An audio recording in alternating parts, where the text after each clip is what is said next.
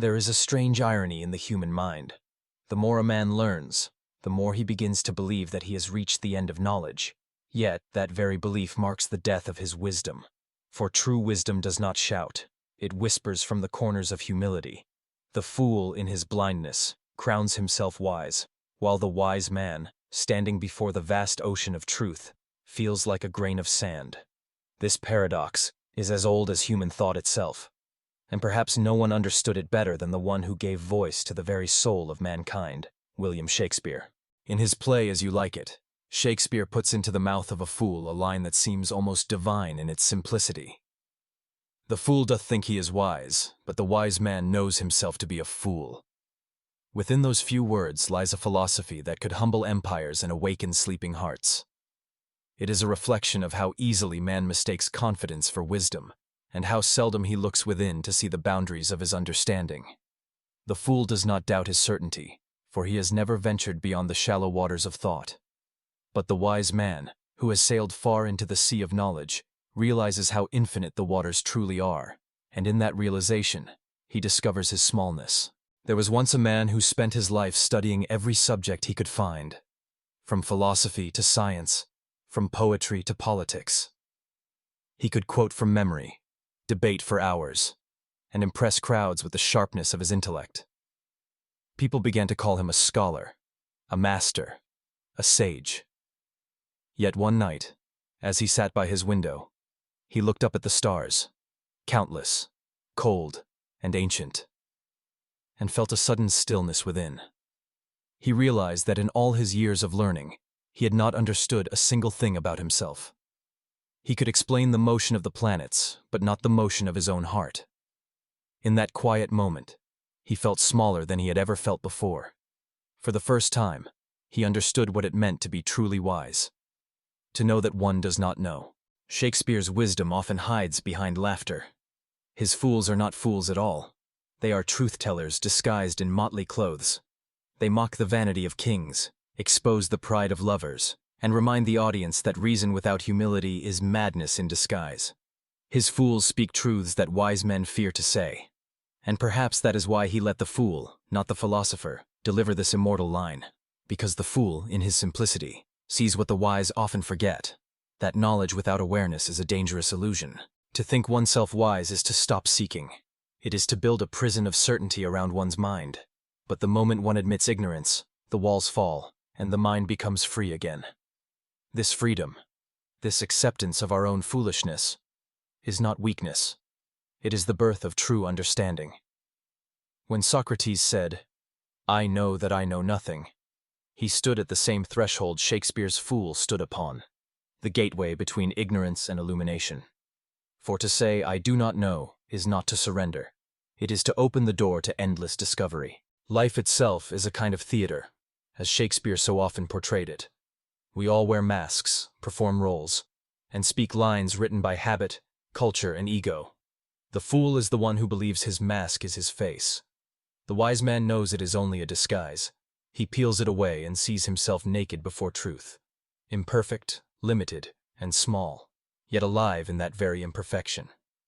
The fool thinks his performance is reality, but the wise man sees the play for what it is, a beautiful illusion that hides a deeper mystery. Every age produces its fools, not because people are less intelligent, but because they mistake knowledge for wisdom. A man today may hold all the information of the world in his pocket, yet remain blind to his own heart. He may know the names of the stars, yet fail to look up and feel wonder. Shakespeare's insight cuts through centuries to reach such a man. It says, "Your wisdom is not in your words, nor in your books, nor in your degrees. It lies in your awareness of your own ignorance. Only when you kneel before truth can you begin to stand tall in understanding." Imagine two travelers on a long journey. One carries a map and believes he knows every turn before he takes it. The other walks with curiosity, aware that the path may surprise him. The first, though confident, sees only what he expects. The second, though uncertain, sees everything. The journey of the mind is no different. The fool, confident in his knowledge, closes his eyes to mystery. The wise man, uncertain but awake, finds meaning in every shadow. And this quiet humility, is what separates wisdom from arrogance. Arrogance is the voice that says, I already know. Wisdom is the silence that listens and says, teach me more.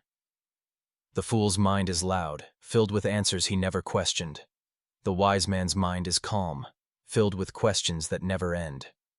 It is in this humility that greatness hides.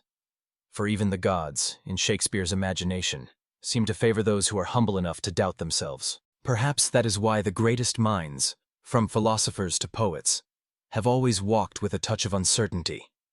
They knew that truth is not a possession. It is a pursuit, and those who think they have found it often lose it in their pride. The wise, however, hold truth gently, knowing it can change, knowing it can surprise, knowing it can vanish if they cling too tightly. There is a scene that never leaves the thoughtful heart. A fool standing in the court of a king, laughing at the pomp and pride that surround him.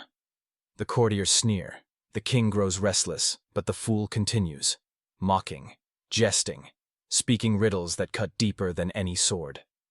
And somewhere, in the laughter, a moment of silence falls. The kind that makes a man wonder if the fool has just spoken the greatest truth of all. Shakespeare's world reminds us that sometimes, the smallest voice in the room holds the most profound wisdom. To live wisely, then, is not to accumulate truths but to remain open to them.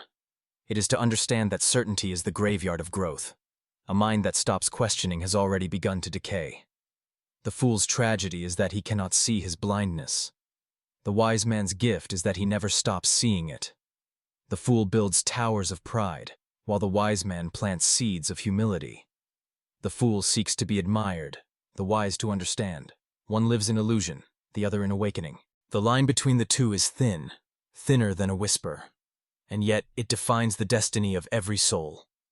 Each of us stands at one time or another on both sides of that line. There are days when we play the fool, thinking we know more than we do. And there are rare moments, often born of silence or pain, when we feel the truth of our smallness and see the world anew. In those moments, we become wise. Shakespeare's words still breathe today because they speak not to an age, but to the condition of being human. They remind us that humility is not the end of knowledge, it is its beginning. To call oneself a fool before the vastness of existence is to honor the mystery of life. For the greatest tragedy is not ignorance, it is the arrogance that hides it. And so, when you find yourself certain of your own wisdom, pause. Look inward. Listen for that quiet laughter of the fool who once stood before kings and dared to tell them the truth. Let him whisper in your ear that the wisest thing you will ever do is to remember that you are still learning, always learning, and that the more you know, the more infinite the unknown becomes. For that is where wisdom lives, not in knowing, but in never ceasing to wonder.